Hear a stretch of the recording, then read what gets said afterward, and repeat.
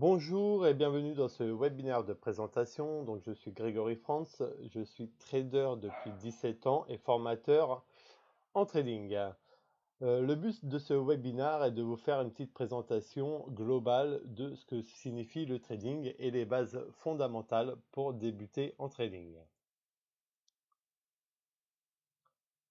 À travers cette formation, nous allons vous transmettre notre savoir et notre expérience acquis depuis des années. Nous enseignons le trading, même s'il est difficile de résumer l'expérience acquise en quelques années, nous avons essayé de rassembler l'essentiel pour guider vos premiers pas vers le profit. L'objectif de cette formation est de vous apprendre les fondamentaux de la bourse. Même si vous n'avez jamais acheté d'actions auparavant, vous aurez les bases pour commencer à spéculer sur les marchés boursiers. Les indispensables. Il vous faut pour démarrer un ordinateur et un capital, une très bonne formation, un broker pour avoir accès à une plateforme de trading, de bons indicateurs et un plan de trading et des règles d'or à respecter absolument. Peut-on prévoir les cours de la bourse? Comment fonctionne la bourse? Pour qu'une action monte, il faut obligatoirement qu'à un moment donné, il y ait plus d'acheteurs que de vendeurs. Il n'existe aucune autre raison. Pour qu'une action baisse, il faut obligatoirement plus de vendeurs que d'acheteurs. Un achat est égal à une vente. Chaque transaction est le résultat de l'équilibre entre l'offre d'un acheteur et celle d'un vendeur. C'est ce qui rend l'échange possible. La question est de savoir qui est le plus malin des deux. L'objectif de cette formation est de s'assurer que vous serez du bon côté. Il faut donc retenir que la courbe des prix n'est rien d'autre que la représentation des émotions présentes sur le marché à un moment donné, chaque groupe étant animé par un sentiment opposé. Les acheteurs sont cupides et les vendeurs peureux. Que sont les CFD, le Forex et les futurs? Le CFD est un instrument financier qui permet aux investisseurs de trader une très large gamme de produits de manière efficace et à bas coût. L'investisseur n'achète ni ne vend les actions sous-jacentes. Il achète et vend simplement un contrat qu'il réplique les effets économiques d'une position prise sur l'instrument sous-jacent. Les profits ou pertes sont crédités ou débités du compte normalement. L'investisseur bénéficie totalement des mouvements de cours de l'instrument sous-jacent. Les CFD sont séparés en deux catégories. On trouve les CFD sur action et les CFD sur non-action, c'est-à-dire tout ce qui est indice et matières premières. Les CFD sur action offrent des avantages additionnels par rapport aux actions. Vente à découvert autorisée sur la plupart des CFD. Ouvrir des positions avec des effets de levier. Perception de dividendes. Un autre avantage des CFD est qu'ils n'ont pas un caractère optionnel, contrairement aux options, aux varantes, aux turbos et aux speeders. Cela les rend beaucoup plus faciles à utiliser et leur prix n'est pas influencé par l'émetteur. Le Forex fait référence aux transactions liées à l'échange d'une devise contre une autre. Ainsi, les cours de devises sont cotés par paire. Exemple, l'euro contre le dollar. Le Forex est le plus grand marché du monde. Compte tenu de sa taille, il n'est pas organisé comme un marché centralisé. Il n'existe pas de cours officiel. Choisissez soigneusement votre courtier car vous négociez avec les prix qu'il vous cote. Optez au minimum pour un courtier régulé dans l'Union européenne. La plupart des courtiers fournissent des cotations interrompues du dimanche soir au vendredi soir. Les devises s'échangent sous forme de contrats de taille. Habituellement, un contrat standard, on est à 100 000. 10 000 pour les mini et 1000 pour les micros. Les courtiers ne facturent pas de commission sur le Forex. Le courtier se rémunère à travers les spreads entre le prix bid et le prix ask. Les futurs sont des contrats émis par les marchés de futurs. Tous les paramètres du contrat sont définis par le marché. Historiquement, les fabricants utilisaient les futurs pour acheter les matières premières à un prix prénégocié, dans le but de se couvrir contre les fluctuations de prix. Les futurs sur valeurs financières sont utilisés par les institutions financières pour protéger leur portefeuille. Il y a environ 15 ans, les marchés ont lancé les mini-futurs, qui pouvaient être négociés électroniquement. Cette innovation a ouvert le marché des futurs aux investisseurs privés. Les futurs sont maintenant l'instrument financier préféré des traders actifs.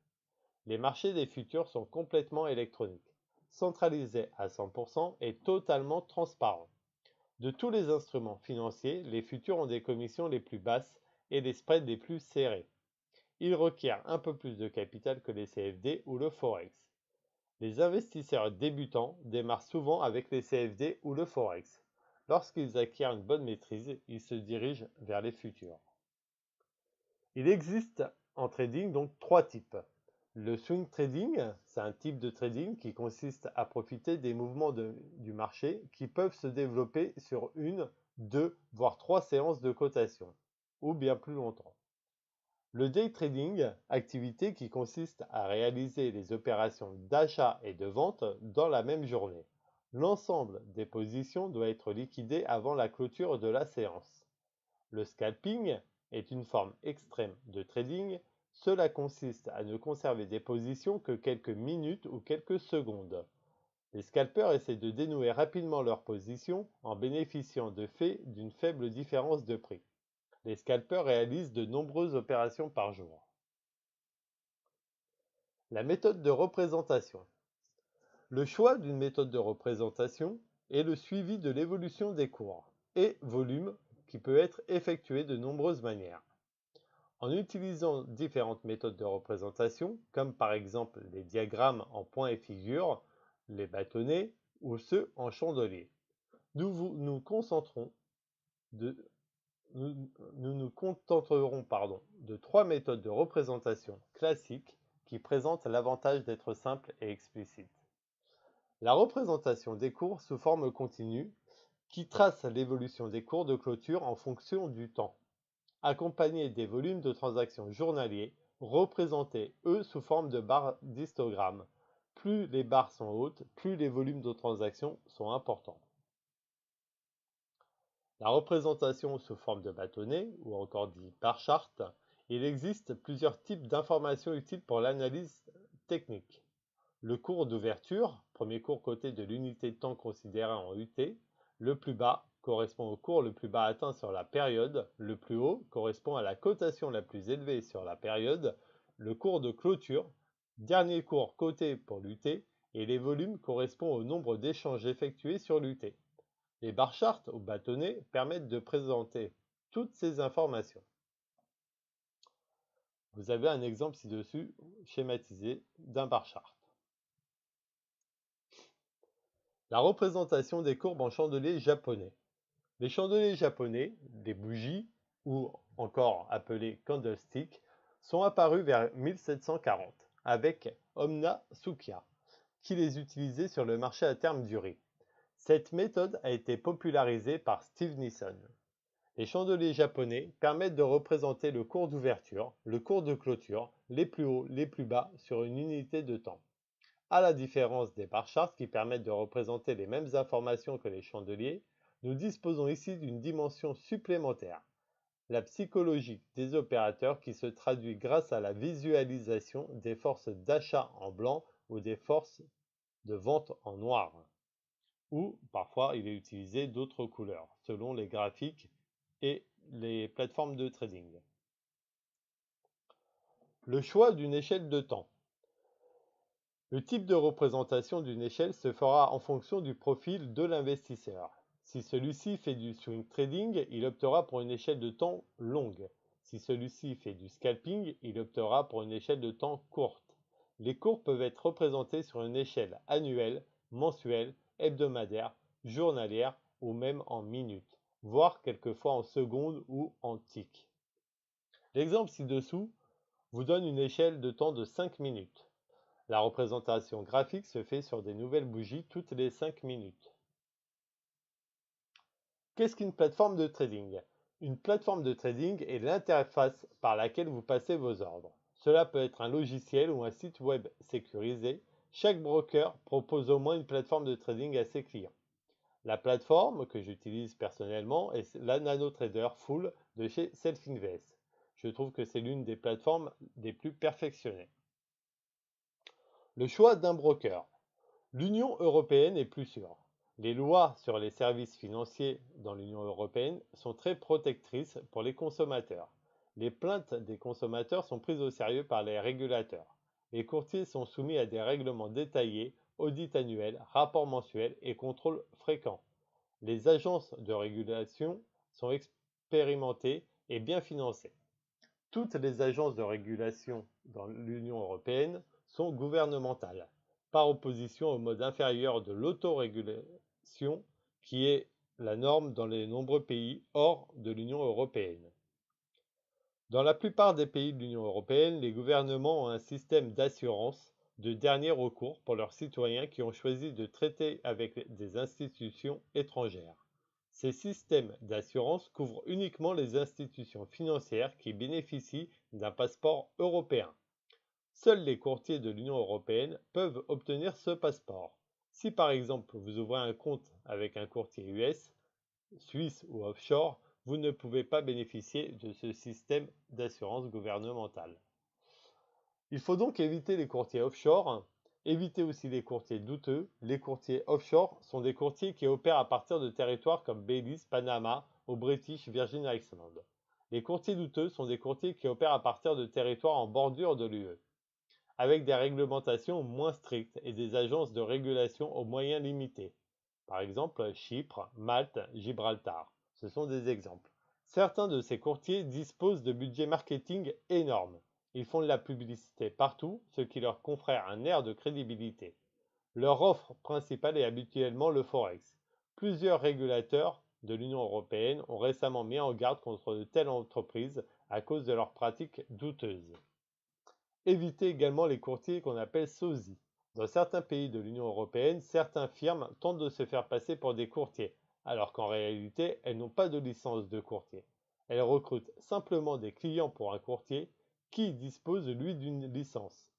Mis à part le fait qu'elles se projettent comme des courtiers dans leur documentation marketing et sur leur site internet. Certaines de ces firmes s'adonnent à des activités pour lesquelles elles n'ont pas de licence, réception d'ordre, transfert, etc. Chaque courtier agréé se voit attribuer un numéro de licence et figure sur la liste des courtiers autorisés par le régulateur du pays dans lequel il opère. Vous pouvez trouver ces listes sur Internet des agences de régulation de chaque pays. Le calendrier économique. Qu'est-ce qu'un calendrier économique?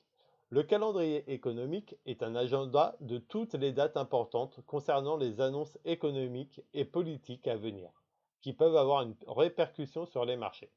Il s'agit d'un compagnon indispensable de tout bon trader, car ce dernier nous prévient des potentielles annonces qui influenceront le marché, et par conséquent nos opérations en cours. Pour le Forex notamment, il s'agit d'une donnée indispensable, les flux de change pouvant être grandement impactés par une annonce économique ou politique. Son intérêt est donc fondamental. Il faut prendre le temps d'apprendre à le lire, à le déchiffrer et à en tirer profit. Comment se servir d'un calendrier économique? Sauf cas particulier, la plupart des calendriers économiques se présentent sous la forme de tableaux, indiquant la date étudiée ainsi que les nouvelles économiques qui y sont rapportées. Dans la majorité des cas, une nouvelle économique, que nous appellerons indicateur dorénavant, pour vous familiariser au jargon, se présente avec sa description, l'estimation prévue pour cet indicateur ainsi que sa valeur précédente. Dans certaines situations, vous retrouverez également la devise la plus influencée par l'indicateur et son importance, mesurée sur un rating allant de 1 à 3 ou de 1 à 5, etc. D'autres options sont disponibles selon les calendriers économiques que vous choisirez. Il en existe pléthore sur le net. Consultez le calendrier économique de forex.fr ou encore investing.com. Il en existe pas mal. Savoir lire un calendrier économique donc est fondamental, car si la valeur annoncée a son importance, c'est majoritairement la façon la plus dont elle se place par rapport à la dernière parution et surtout sa différence par rapport au consensus, qui va jouer un grand rôle dans l'évolution de la monnaie. En effet, plus un indicateur économique de surcroît important sera publié avec un chiffre surprenant, et plus les probabilités que la monnaie liée soit fortement impactée sont grandes. Les différentes analyses. Il existe deux types d'analyses sur les marchés. L'analyse fondamentale, celle qui est basée donc sur les informations économiques, et l'analyse technique, qui est basée sur les graphiques. Nous retiendrons l'analyse technique pour les futures formations. Qu'est-ce que l'analyse technique? L'analyse technique, autrement dit AT, est une approche empirique des marchés, née de l'observation des historiques de cours. Voilà comment définir très simplement l'analyse technique, qui permet une conduite sécurisée en bourse. Elle est également la plus ancienne méthode pratiquée pour analyser le comportement d'un marché. Néanmoins, afin de mieux comprendre les subtilités de cet outil, il convient de se pencher plus activement sur le sujet. L'AT recouvre l'ensemble des méthodes d'appréciation des valeurs basées sur l'analyse numérique et l'analyse graphique des cours et des volumes de transactions, dont l'objet est de prévoir à court terme une tendance à la hausse ou à la baisse. L'AT cherche majoritairement à analyser la psychologie des acteurs du marché. Cette discipline se base donc sur les transactions boursières, passées d'une société et non sur une appréciation des informations économiques et financières. De manière plus concrète, l'AT se fonde sur l'étude historique des cours de bourse et leur représentation graphique dans le but de prévoir les mouvements des marchés. On va chercher à mettre en évidence des configurations spécifiques qui vont se répéter dans l'avenir. L'objectif de ces configurations est de permettre à l'analyste de détecter des mouvements tels que des départs en tendance ou des phases de retournement. Trois fondements de l'analyse technique. Donc le marché prend tout en compte. C'est ici le point essentiel de l'analyse technique. Les cours, quels qu'ils soient, reflètent absolument tout du marché. Il est évident que le prix des valeurs boursières sont fixés par le biais d'une confrontation permanente entre l'offre et la demande. Ces deux variables constitutives du prix caractérisent à elles seules l'ensemble des informations émanant d'un marché financier. En effet, l'équilibre s'instaure en fonction de données diverses telles que les résultats de l'entreprise, la taille de cette dernière, les derniers contrats obtenus, ou bien encore le fait que l'action soit à la mode ou bien qu'elle fasse l'objet d'une désaffection particulière de la part des acteurs. En bref, il est incontestable que l'analyse graphique est un parfait résumé de l'ensemble de ces informations. Les cours suivent des tendances. L'analyste technique ne peut se fier à une évolution aléatoire des cours. Selon lui, ces derniers évoluent toujours en tendance, hormis quelques petits écarts. Et ces tendances ne durent qu'un certain temps avant d'être modifiées. Les mots sont parfois bien futiles et une étude empirique s'impose. Avant de se lancer, je vous conseille de vous faire la main sur un compte démo. C'est la meilleure manière d'apprendre les ficelles du métier. Grâce à ce compte démo, vous pouvez vous lancer sans risque avec de l'argent fictif. Vous pouvez consulter des graphiques en temps réel d'indices, de matières premières, d'actions ou même encore de Forex. Participez à nos webinaires ou séminaires et suivez-nous en ligne. Si vous avez des questions, n'hésitez pas, posez-la via notre site www.arcane-trading.fr ou suivez-nous sur notre page Facebook. Je vous remercie d'avoir participé à ce webinaire et vous dis à très bientôt.